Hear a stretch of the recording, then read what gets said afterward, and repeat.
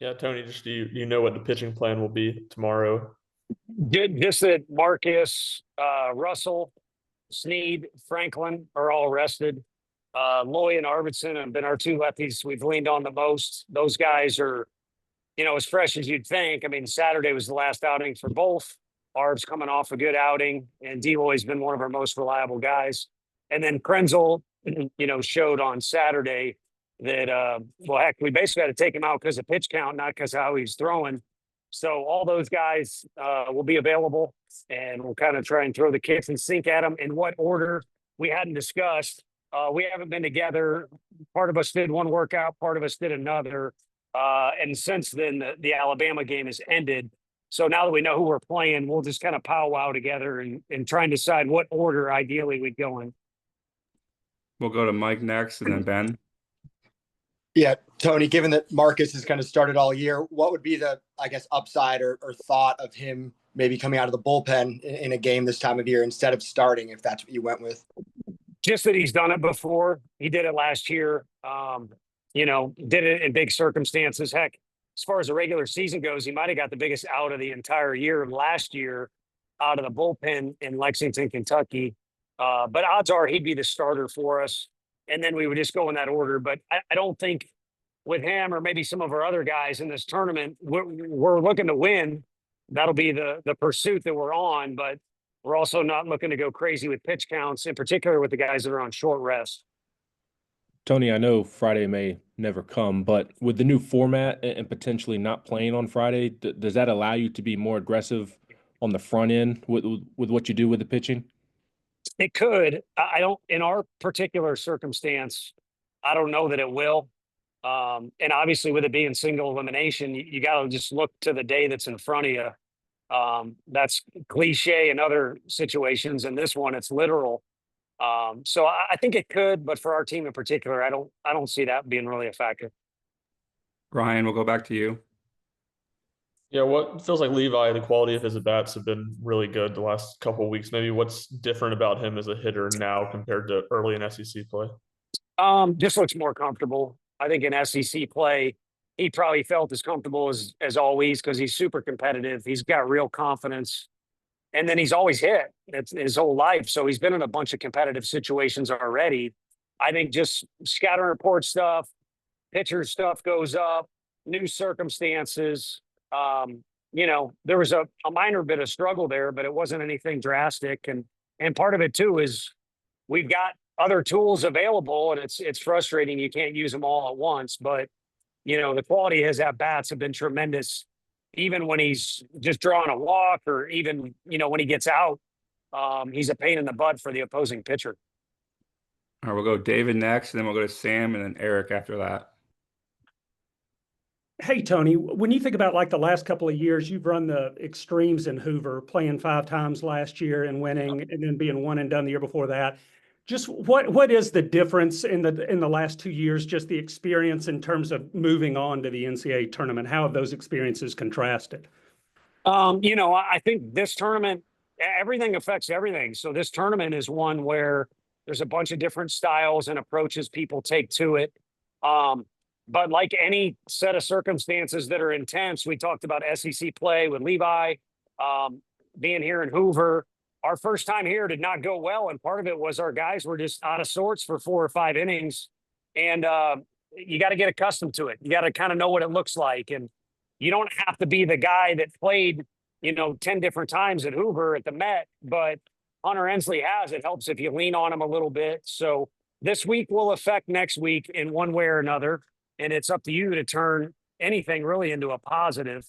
But the other thing is, the more experienced you are, the more you would think you would have an advantage, but it's playoff time and there's no guarantees. It's definitely expect chaos time. Thank you. Mm-hmm. Yeah, Tony, kind of going off of that, obviously you guys won it all last year, but dropped that first game, big difference from that first game, the rest of the week. Just how does that, you talked a little bit about how it changes the pitching plan, but in terms of just being single elimination, how does it affect, the whole week in general? I think it makes it a lot more intense. I don't know how it's going to affect the fan bases or anything else, or how the weather will affect it. Because there's always, lightning or rain delays here. It's just part of the beast. But I think it's just going to make everything a little bit more crucial. It's sudden death right out of the chute. And normally for baseball, and it probably is a little better for baseball overall, to have double elimination because of the nature of our game, but it's got a little bit more of a March Madness feel to it. So I've been asked a bunch of different questions about, we talked about Friday and pitching plans and environment. And while this is very familiar to the coaching staff and some of our players, the new format is new, just that. It's new to everybody. So it'll be interesting what kind of reflecting we all do on the tournament as a whole. And then obviously the group that's on here will reflect on Tennessee baseball's time here. Yeah, Tony, obviously you're there to win, every game. You're there to win the whole tournament, but you have a checklist because you know what's about to come with NCAA regionals and all that. You mentioned pitch count earlier. What else is on that checklist that you want to see from your team to try to get accomplished or get work in this week? That's a good question. I think, again, we've talked before with the double elimination format like last year, we did not play our best in the first game. We certainly competed, but we did check some boxes. And I don't know that that's necessarily a big deal now. I mean, if you had your pick, you'd like to get Tegan Coons and Krenzel and a couple other guys that are freshmen some time with their cleats in the dirt in what is called playoff baseball. So that would probably require a few games or at the minimum 2 games.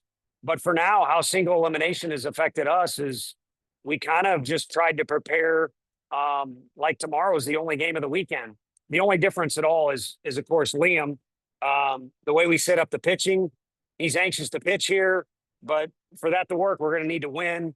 And so he's kind of set aside his routine separate from the rest of the team. But everybody else is, put everything you got into tomorrow. All right, guys, we got time for a couple more. Ben, we'll go to you. Tony, you didn't shy away from your thoughts about where Marcus was at after his Vanderbilt outing and after they stole 8 bases. Why did you think that he could handle that? Maybe being called a little bit to the carpet, and what'd you see differently from him going into his Arkansas outing that allowed him to not allow a stolen base? For sure. I saw a big improvement. Our team was playing better. So if we're winning or the defense is playing well behind them, we're good around the bases. The catching's doing their part. It's some of the parts, So, it lifts him up a little bit as well, but he made progress. And I think he's now mature enough and tough enough and has real confidence that I don't know that he had last year, that, you can do stuff like that and he'll respond. And he's been working at it. And just like you guys saw him progress from maybe a hitter to maybe a pitcher into all the way to being a starting pitcher in the league, there's still other things that he's in the middle of a progression with. And yeah, I'm like you guys and some of the other people. I wish it would happen quicker. It's not an immediate thing, but there's definitely been improvement. And it's something, among other things too, that he's working on every week to get better at. And I think there were signs of that shown as far as improvement goes. Eric, we'll finish off with you. Tony, as you enter this next phase of the season, SEC tournament, regionals, all that and more, how much of a luxury is it to have a guy like AJ Russell who started games, coming to the bullpen? He's a veteran in this league. He kind of knows what it's all about. Yeah, it is, because bridge innings have been hit or miss for us, to be blunt about it. And by that, I mean our starters have done a good job for us by the nature of Liam's strikeouts and some of Marcus's games, and then the age of the other guys that we've been pitching. Sometimes in the 5th inning, it's bullpen time. And it's been, again, hit or miss. And part of it is who's available and who's not. And AJ could start, he could close. As you mentioned, he's done a variety of things. But for this team in particular, he got our only win of the weekend by being a very, very valuable, call it bridge guy or middle relief, whatever you want to. So, yeah, Swiss Army knife of all sorts, which you always kind of want 1 or 2 of those guys on your pitching staff. And maybe we've picked one up now that he's kind of got his cleats underneath him and has built up the pitch count a little bit. All right. Thanks, everybody. Thanks, Coach. Appreciate your